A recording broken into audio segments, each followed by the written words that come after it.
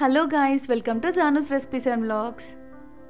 ఈరోజు నేను కొంచెం డిఫరెంట్గా చేసుకునే బ్రేక్ఫాస్ట్ రెసిపీ. బ్రేక్ఫాస్ట్ అనే కాదు, స్నాక్లా అయినా ప్రిపేర్ చేసుకోవచ్చు. ఇవాళ ఈ డిఫరెంట్ కొత్త రెసిపీని నేను మీకు చూపించబోతున్నా.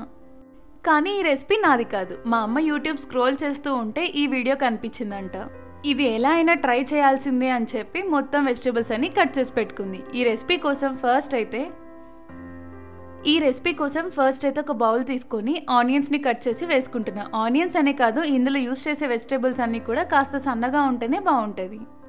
తర్వాత క్యారెట్ని గ్రేట్ చేసి కడిగి పెట్టుకున్న క్యారెట్ని ఇందులో వేసి, తర్వాత పొటాటోస్ని కూడా గ్రేట్ చేసినాం, పీల్ చేసుకొని అది కూడా వేసుకున్నాం.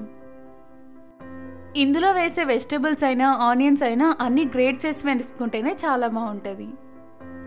ఇప్పుడు ఇందులో కొంచెం సాల్ట్, కట్ చేసి పెట్టుకున్న పచ్చిమిర్చి, ఒక హాఫ్ స్పూన్ దాకా జీలకర్ర కూడా వేసుకొని అంతా మిక్స్ చేసుకోవాలి. ఫస్టే సాల్ట్ ఎక్కువ వేయకూడదు. ఇదంతా మిక్స్ చేసుకొని ఒక 10 మినిట్స్ అలా పక్కన పెట్టేసుకోవాలి.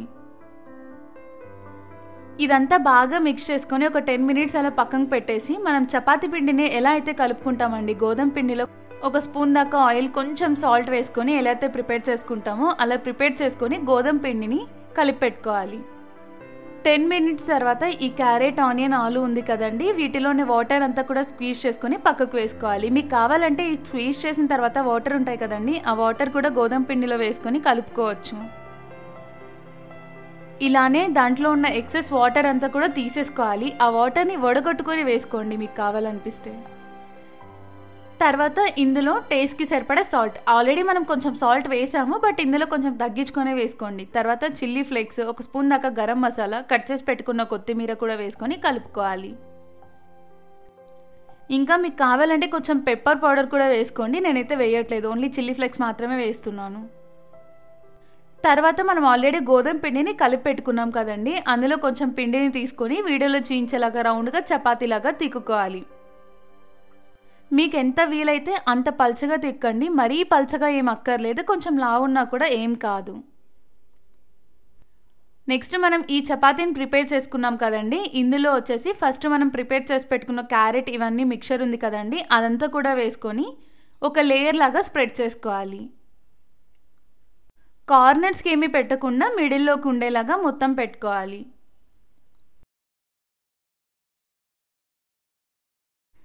ఇలా మిడిల్లో మొత్తం ఆ మిక్చర్ యాడ్ చేసుకున్న తర్వాత వీడియోలో చూయించేలాగా స్లోగా రోల్ చేసుకోవాలి. ఈ రోల్ చేసుకున్నప్పుడు కూడా మరీ పెద్దగా రోల్ చేసుకోకూడదు, వీడియోలో చూయించేలాగా స్లోగా రోల్ చేసుకోవాలి.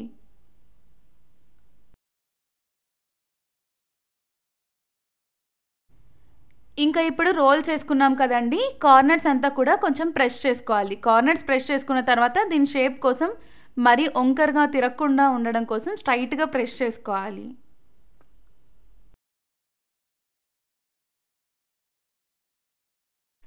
ఇలా ప్రిపేర్ చేసుకున్న దానికి ఇప్పుడు ఆయిల్ తీసుకొని చేతికి ఆయిల్ రాసుకొని చుట్టూ దీనికి ఆయిల్ అప్లై చేసుకోవాలి. తర్వాత నేను ఇక్కడ డబల్ బాయిలర్ మెథడ్లో ఫస్ట్ ఒక బౌల్ తీసుకొని వాటర్ వేసి అది హీట్ అవుతున్నప్పుడు ఇంకొక బౌల్ పెట్టేశాను. అది మూవ్ అవుతుందని చెప్పేసి ఆ ఇంకొక బౌల్లో కూడా వాటర్ వేసి ఒక ప్లేట్ తీసుకొని ఆయిల్ రాసి మనం ప్రిపేర్ చేసుకున్నాం కదండి రోల్, ఇది పెట్టేసుకున్నాను.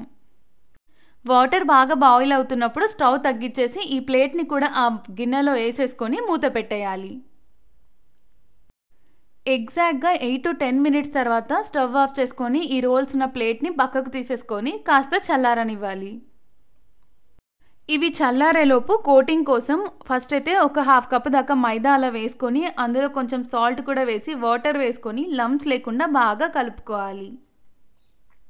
మీరు స్టీమ్డ్ మోమోస్ ఇలాంటివి కూడా బాగా తినగలము అనుకున్న వాళ్ళు ఈ స్టీమ్ చేసిన రోల్స్ ఉన్నాయి కదండి, వీటిని కట్ చేసుకొని తినొచ్చు. అలా కూడా టేస్ట్ చాలా బాగుంటుంది. లేదు మేము ఇలా స్టీమ్ చేసినవి తినలేము, డైరెక్ట్గా ఫ్రై చేసినవి అయితేనే తినగలుగుతాము అనుకుంటే ఇలా కోటింగ్ ప్రిపేర్ చేసుకోవాలి.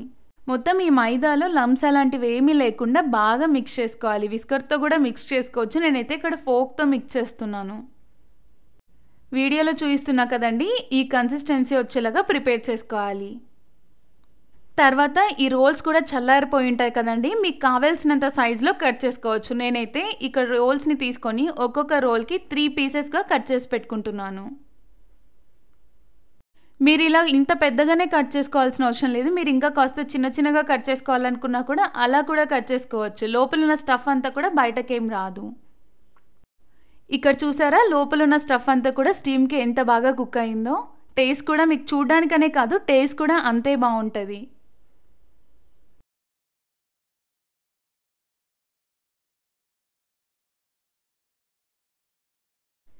ఇలా ఇవన్నీ కట్ చేసుకుంటున్నప్పుడే నేను కడాయిలో ఆయిల్ కూడా వేసుకున్నాను. ఆయిల్ హీట్ అయిన తర్వాత మనం ఈ మైదా ఉంటుంది కదండి కలిపి పెట్టుకున్నాము కోటింగ్ కోసం, అందులో ఈ రోల్స్ అనేవి డిప్ చేసుకోవాలి. డిప్ చేసుకొని 2 సైడ్స్ బాగా ఆయిల్లో వేసుకోవాలి.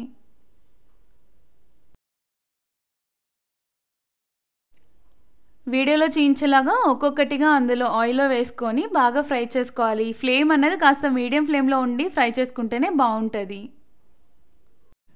వీడియోలో చూపించేలాగా ఒక సైడ్ బాగా ఫ్రై అయిన తర్వాత ఇంకొక సైడ్కి కూడా ఫ్లిప్ చేసుకొని 2 సైడ్స్ లైట్ గోల్డెన్ కలర్ వచ్చేదాకా ఫ్రై చేసుకోవాలి. ఇది మాత్రం బ్రేక్ఫాస్ట్ అనే కాదు స్నాక్స్ లాగా కూడా చాలా బాగుంటుంది. ఇందులో మైనీస్ ఇంకా టొమాటో కెచప్ ఇలాంటివి వేసుకొని తింటే ఒకసారి మీరే ట్రై చేయండి. నేను చెప్పడం అనే కాదు మీకు కూడా చాలా నచ్చుతుంది. అంతే, ఈ రోల్స్ లాగా ప్రిపేర్ చేసుకొని మీరు కూడా ఒకసారి ట్రై చేయండి. మీకు ఎలా అనిపించిందో కామెంట్ చేయండి.